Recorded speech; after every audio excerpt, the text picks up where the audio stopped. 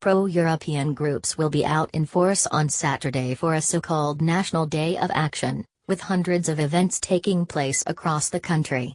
Activists and supporters from pro-EU pressure groups Open Britain, the European Movement and Britain for Europe will stage events in every part of the UK, in areas that voted both Remain and Leave. Big demonstrations will be held in large population centres including London, the West Midlands, Cardiff, Newcastle, Edinburgh, and Belfast.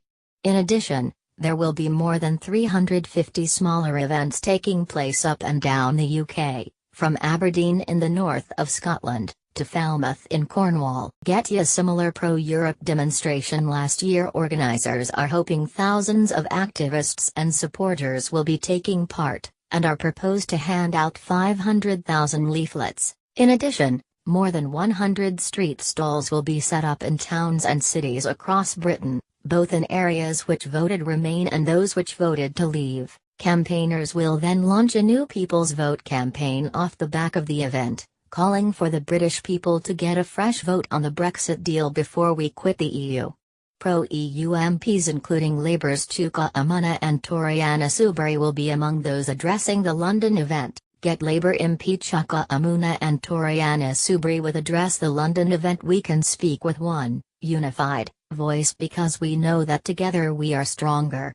James McGrory, Executive Director of Open Britain. James McGrory, Executive Director of Open Britain, said, "Our largest ever National Day of Action is all about bringing together the various pro-European groups so that we can speak with one, unified, voice because we know that together we are stronger."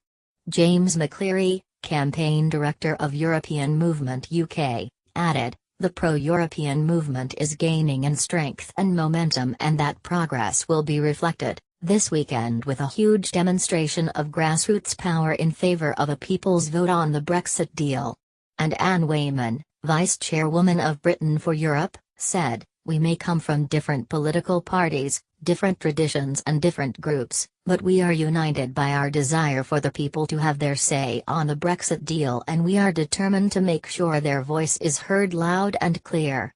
The national events come 2 days after Best for Britain, a separate campaign group, unveiled plans to launch a lawsuit aimed at securing a second referendum, must read, this weekend. Along with 8 other pro-European organizations, thousands of activists will take to the streets demanding a vote on final Brexit deal. T.co weblink pic.twitter.com weblink Open Britain, at Open Britain April 13, 2018. The organization argues that any future arrangements will amend or replace existing EU treaties, and should therefore be subject to the 2011 European Union Act, which introduced a referendum lock for laws with wide-ranging consequences. In a statement, the group said, "Best for Britain believes that when David Cameron and hundreds of Conservative MPs voted for a referendum lock, they voted to give the people a say, through a public vote if there were fundamental changes in the treaties.